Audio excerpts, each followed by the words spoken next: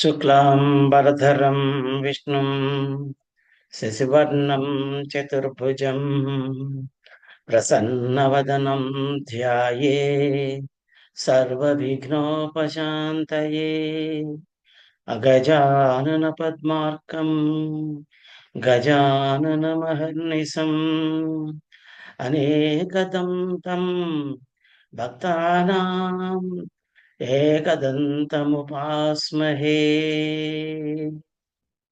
అంబ నవాంబుజోజ్వలకరాంబుజ శారద చంద్ర చంద్రికాడంబర చారుమూర్తి ప్రకట స్ఫుట భూషణ రత్న దీపికా చుంబిత దిగ్విభాగ శృతి సూక్తి వివిక్త నిజ ప్రభావ భావాంబర వీధి విశ్రుత విహారిణి నన్ కృపజూడు భారతే.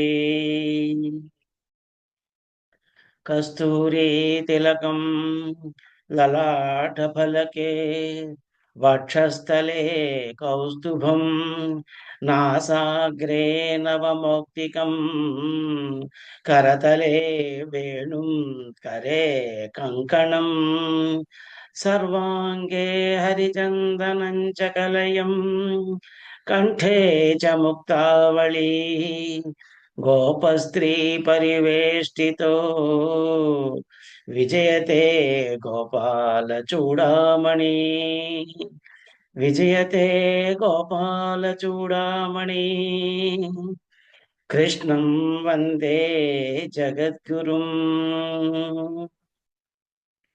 ఓం శ్రీ మహాగణాధిపతయ నమ. శ్రీ మహాసరస్వత్యై నమ. శ్రీకృష్ణ పరబ్రహ్మణే నమ. హరి ఓం. మాతృదేవో భవ, పితృదేవో భవ, ఆచార్య దేవో భవ, అతిథి దేవో భవ.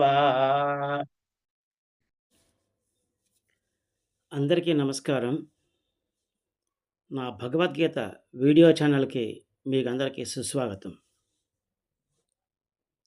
కిందటి భాగంలో మనం 30వ శ్లోకం వరకు తెలుసుకున్నాం.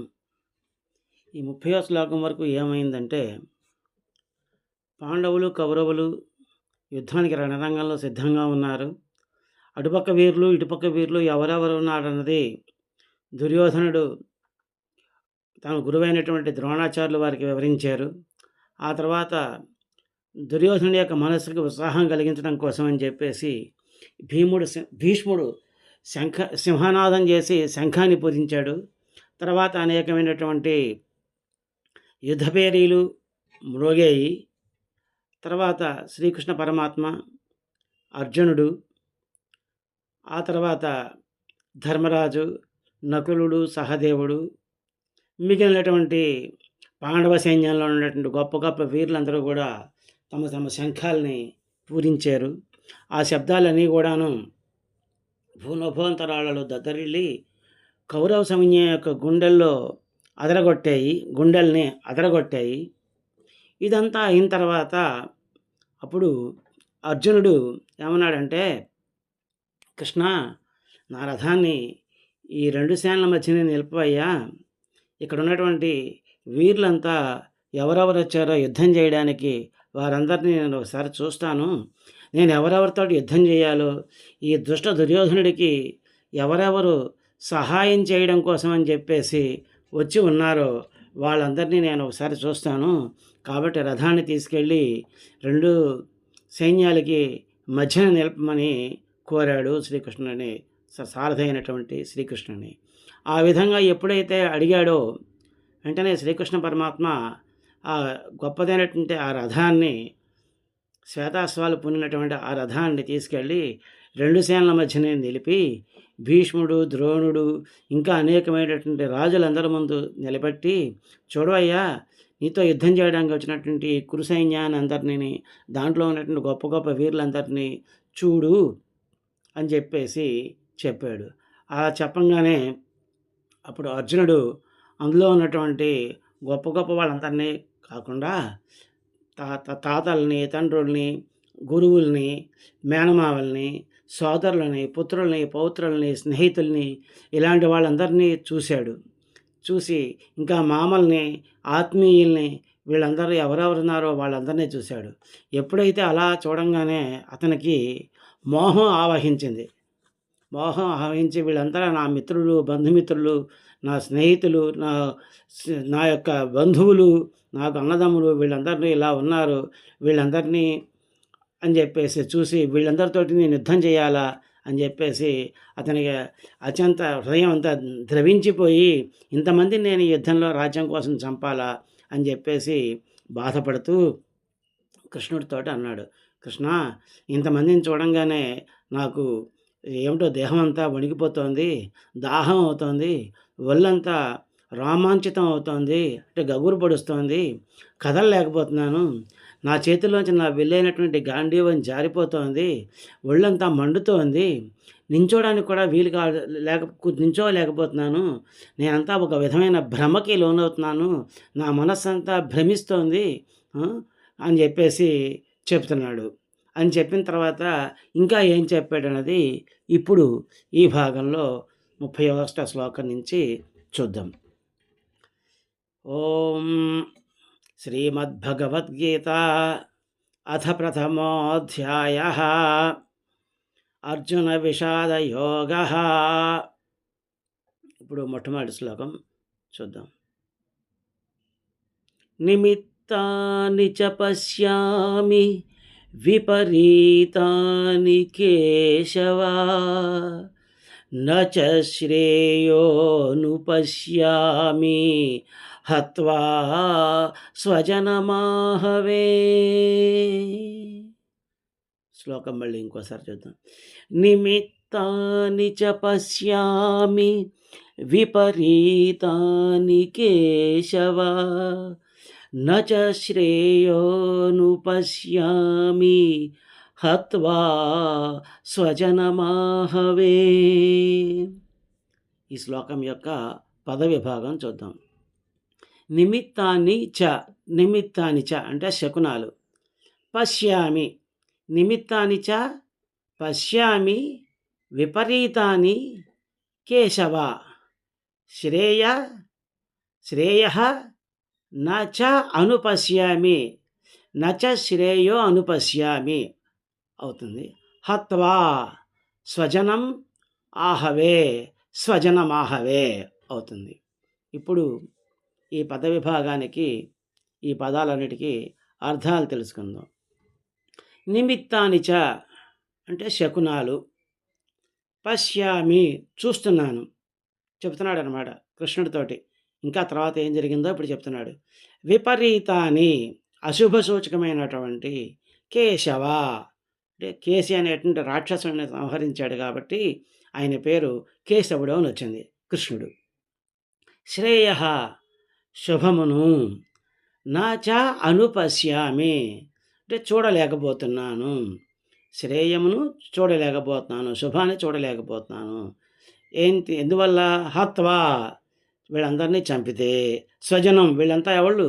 నా బంధువులు, ఆహవే యుద్ధంలో వీళ్ళందరినీ చంపితే నాకు వీళ్ళందరినీ చంపాలంటే అన్ని అశుభ సూచకాలైనటువంటి శకునాలు వస్తున్నాయి, వీళ్ళని చంపడం వల్ల వచ్చేటువంటి శుభం ఏమిటో నాకు తెలియట్లేదు అన్నాడు.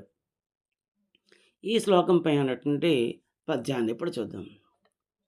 అశుభ శకునాల చూచితిలన్నీ ఎడల, అశుభ శకునాల చూచితిలన్నీ ఎడల, మదిని బంధుల చంపంగ బుద్ధిపోదు, కానజాలను మేలును కయ్యమందు, చేయజాలను యుద్ధము చేయజాల.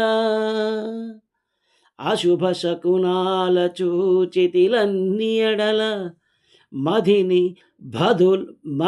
బంధుల చంపగ బుద్ధిపోదు, కానజాలను మేలును కయ్యమందు, చేయజాలను యుద్ధము చేయజాల. ఈ శ్లోకానికి భావం ఏమిటో ఇప్పుడు చూద్దాం. కృష్ణ, ఓ కేశవ, అమంగళమైనటువంటి అనేక శకునాలను చూస్తున్నానయ్యా. ఈ యుద్ధంలో ఈ బంధువులందరినీ చంపడం వల్ల నాకు కలిగేటువంటి శుభం ఏమిటో నేను చూడలేకపోతున్నాను అని చెప్పేసి అంటున్నాడు అనమాట ఈ శ్లోకంలో. ఆ తర్వాత ఇంకా ఏమన్నాడు అన్నది 32వ శ్లోకంలో చూద్దాం. నకాంక్షే విజయం కృష్ణ నచ రాజ్యం సుఖాని చ కిం నో రాజ్యేన గోవింద కిం భోగైర్జీవితేన వా కిం భోగైర్జీవితేన వా నకాంక్షే విజయం కృష్ణ నచ రాజ్యం సుఖాని చ కిం నో రాజ్యేన గోవింద కిం భోగైర్జీవితేన వా కిం భోగైర్జీవితేన వా. ఈ శ్లోకం యొక్క పదవిభాగం చూద్దాం. నకాంక్షే విజయం కృష్ణ నచ రాజ్యం సుఖాని చ కిం నో కిం నహ కిం నో అవుతుందన్నమాట. రాజ్యేన గోవింద కిం భోగై జీవితేన వా భోగైర్ జీవితేన వా అవుతుందన్నమాట. ఇప్పుడు శ్లోకం యొక్క పదవిభాగం చూసాం కదా. ఈ పదాలన్నిటికీ అర్థాలు తెలుసుకుందాం. నా కాంక్షే అంటే కోరను, కాంక్షం అంటే కోరిక, నా కాంక్షే అంటే కోరను. ఏం కోరడు? విజయం, ఈ యుద్ధంలో జయాన్ని కోరను. కృష్ణుడితో చెప్తున్నాడు అనమాట. నచ రాజ్యం, నాకు రాజ్యం వద్దు. సుఖాని చ, సుఖాలు కూడా వద్దు. కిం, ఏం ప్రయోజనం? నహ, మనకి. రాజ్యేన, ఈ రాజ్యంతో. గోవింద, గోవింద అంటే కృష్ణుడు అనమాట. ఎందుకు గోవిందుడు అనే పేరు వచ్చింది? 2 రకాలుగా వచ్చిందంట. ఒకటిని భూమిని ఉద్ధరించడం వల్ల గోవిందుడు అనే పేరు వచ్చిందంట. ఇంకోటి గోవులన్నిటిని రక్షించాడు కాబట్టి, గోవులన్నిటికీ ఇంద్రుడు, ఈశ్వరుడు కాబట్టి గోవిందుడు అని చెప్పేసి కృష్ణుని పిలుస్తారు. కృష్ణ, కిం, ఏమి ప్రయోజనం? భోగై, భోగాలతోటి కానీ, జీవితేనవా, ఈ జీవితాలతో కానీ నాకేం ప్రయోజనం అని అంటున్నాడు. ఈ శ్లోకం పైనటువంటి పద్యాన్ని ఇప్పుడు చూద్దాం. రణమునందున జయము కోరను, రణమునందున జయము కోరను, మరి ఇక రాజ్య సుఖములు మాధవ రాజ్యముద్దు. వీని భోగించి మననేల విజయమేల, బంధుజనులంత సమసిన భాగ్యమేమి. రణమునందున జయము కోరను, మరి ఇక రాజ్య సుఖములు మాధవ రాజ్యముద్దు. వీని భోగించి మననేల విజయమేల, బంధుజనులంత సమసిన భాగ్యమేమి.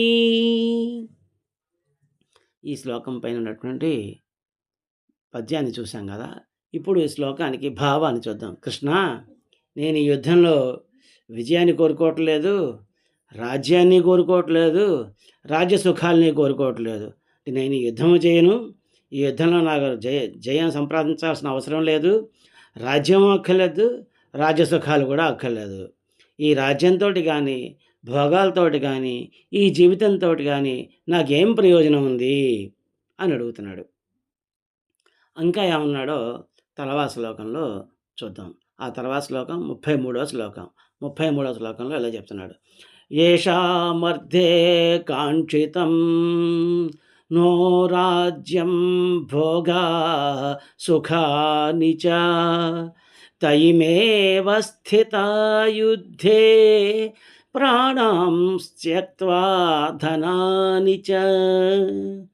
ఏషామర్థే కాంక్షితం నో రాజ్యం భోగా సుఖాని చ, తయిమేవ స్థితా యుద్ధే ప్రాణాం త్యక్త్వా ధనాని చ. ఈ శ్లోకం యొక్క పద విభాగం చూద్దాం.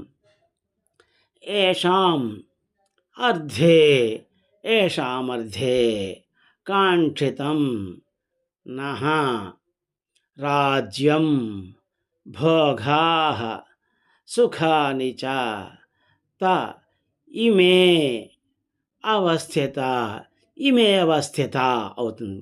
యుద్ధే ప్రాణాన్ త్యక్త్వా ధనాన్ని చ. ఇది పదవిభాగం. ఈ పదవిభాగానికి ఇప్పుడు అర్థాలు తెలుసుకుందాం. ఏషాం అర్థే అంటే ఎవరి కోసం, కాంక్షితం కోరబడిందో, ఈ యుద్ధం ఎవరి కోసం చేద్దామనుకుంటున్నాము అని చెప్తున్నాడు. మనకు నహ మనకు రాజ్యం రాజ్యాన్ని, భోగా భోగాలని, సుఖాని చ సుఖాలని, త ఇమే ఈ ఇక్కడ ఉన్నటువంటి అవస్థిత నిలిచి ఉన్నటువంటి యుద్ధే రణభూమిలో ప్రాణాన్ ప్రాణాలని, త్యక్త్వా వదలి, ధనాని చ సంపదలని. ఇది పదవిభాగం. ఈ శ్లోకం పైనటువంటి పద్యాన్ని ఇప్పుడు చూద్దాం. ఎవరి కొరకు ఈ రాజ్యమునిప్పుడు మనము కోరుచున్నామో వారు ఇటు రణభూమి ప్రాణము ధనములాసను పణము పెట్టి పోరు చేయగనెంచుచు పోగుబడిరి. ఎవరి కొరకు ఈ రాజ్యమునిప్పుడు మనము కోరుచున్నామో వారు ఇటు రణభూమి ప్రాణము ధనములాసను పణము పెట్టి పోరు చేయగనెంచుచు పోగుబడిరి. ఓ కృష్ణ, భావం చెప్తాను. ఓ కృష్ణ, ఎవరి కోసం మనం రాజ్యాన్ని, ఈ భోగాల్ని, సుఖాలని కోరుకుంటున్నామో వాళ్ళంతా కూడా ఈ రణభూమిలో వాళ్ళ యొక్క ధనాన్ని, మానాన్ని, ప్రాణాలని అన్నిటినీ వదిలి ఉండడానికి ఇక్కడ ఈ యుద్ధ భూమిలో నిలిచి ఉన్నారయ్యా అని చెప్పేసి చెప్తున్నాడు. ఆ తర్వాత ఇంకా ఏం చెప్పాడన్నది ఈ 34వ శ్లోకంలో చూద్దాం. ఆచార్యాః పితరః పుత్రాస్తథైవ చ పితామహాః మాతులాః శ్వశురాః పౌత్రాః శ్యాలాః సంబంధినస్తథా సంబంధినస్తథా. శ్లోకం మళ్ళీ ఇంకోసారి. ఆచార్యాః పితరః పుత్రాస్తథైవ చ పితామహాః మాతులాః శ్వశురాః పౌత్రాః శ్యాలాః సంబంధినస్తథా. ఈ శ్లోకం యొక్క పదవిభాగం చూద్దాం. ఆచార్యాః పితరః పుత్రాః తథా ఏవ చ పుత్రాః స్తథా ఏవ చ పుత్రాస్తథైవ చ అవుతుంది. పితామహాః మాతులాః శ్వశురాః పౌత్రాః శ్యాలాః సంబంధినః తథా సంబంధినస్తథా అవుతుందన్నమాట. ఇప్పుడు ఈ ప్రతి పదానికి అర్థం తెలుసుకుందాం. ఆచార్యాః అంటే గురువులు, పితరః తండ్రులు, పుత్రాః కుమారులు, తథా ఏవచ అంటే ఇంకా అలాగే, పితామహాః తాతలు, మాతులాః మేనమామలు, శ్వశురాః మామలు, పౌత్రాః మనుమలు, శ్యాలాః బావమరుదులు, సంబంధినః అంటే బంధువులు, తథా ఇంకా అని చెప్పేసి చెప్తున్నాడు అనమాట. ఈ శ్లోకం పైన ఉన్నటువంటి పద్యాన్ని ఇప్పుడు చూద్దాం. ఇదిగో పితరులు తాతలు, ఇదిగో గురులు, ఇదిగో మనుమలు మామలు, ఇదిగో మేనమామలు సుతులు గోవింద మరుదులిదిగో వీరలందరూ చూడగ వలయువారు. ఇదిగో పితరులు తాతలు, ఇదిగో గురులు, ఇదిగో మనుమలు మామలు, ఇదిగో మేనమామలు సుతులు గోవింద మరుదులిదిగో వీరలందరూ చూడగ వలయువారు చెప్తున్నాడు. గురువులు భావం, గురువులు, తండ్రులు, కుమారులు, అదేవిధంగా తాతలు, మేనమామలు, మామలు, మళ్ళీ మనుమలు, బావమరదలు, బంధులు వీళ్ళంతా ఉన్నారు అని చెప్పేసి చెప్తున్నాడనమాట. ఈ భాగంలో ఇంతవరకు తెలుసుకుందాం. వచ్చే భాగంలో ఇంకా ఏం చెప్పాడన్నది అర్జునుడు తన యొక్క బాధలో ఇంకా ఏం చెప్పాడు, ఈ బంధువులందరినీ చూసి తనకు కలిగినటువంటి ఈ బాధలో ఇంకా ఏమేమి చెప్పాడు శ్రీకృష్ణుడితోటి అనేవి మనం వచ్చే భాగంలో తెలుసుకుందాం. స్వస్తి. గీతాశాస్త్రమిదం పుణ్యం యః పఠే ప్రయతః పుమాన్ విష్ణోః పదమవాప్నోతి భయశోకాదివర్జితః. ఈ గీతా శాస్త్రాన్ని ఎవరు పఠిస్తారో వాళ్ళకి భయము శోకము లేక విష్ణు సాయుధ్యమును పొందుతారు. ఓం అసతో మా సద్గమయ తమసో మా జ్యోతిర్గమయ మృత్యోర్మా అమృతంగమయ. ఓం శాంతి శాంతి శాంతి. ఓం యదక్షరపదభ్రష్టం అత్రహీనం చ యద్భవేత్ తత్సర్వం క్షమ్యతాం దేవ నారాయణ నమోస్తుతే. విసర్గబిందుమాత్రాణి పదపాదాక్షరాణి చ న్యూనాని చాతిరిక్తాని క్షమస్వ పురుషోత్తమ. కాయేన వాచా మనసేంద్రియైర్వా బుద్ధ్యాత్మనా వా ప్రకృతే స్వభావాత్ కరోమి యజ్జత్ సకలం పరస్మై నారాయణాయైతి సమర్పయామి. శ్రీమన్నారాయణాయైతి సమర్పయామి.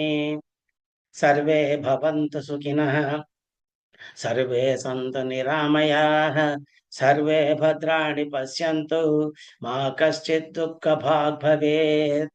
శ్రియః కాంతాయ కళ్యాణ నిధయే నిధయేర్థినాం శ్రీ వెంకటనివాసాయ శ్రీనివాసాయ మంగళం. మంగళం కోసలేంద్రాయ మహనీయ గుణాత్మనే చక్రవర్తి తనూజాయ సార్వభౌమాయ మంగళం. ఉమాకాంతాయ కాంతాయ కామితార్థప్రదాయినే శ్రీగిరీశాయ దేవాయ మల్లినాథాయ మంగళం. ఓం ఏతత్ సర్వం శ్రీ పరబ్రహ్మార్పణమస్తు.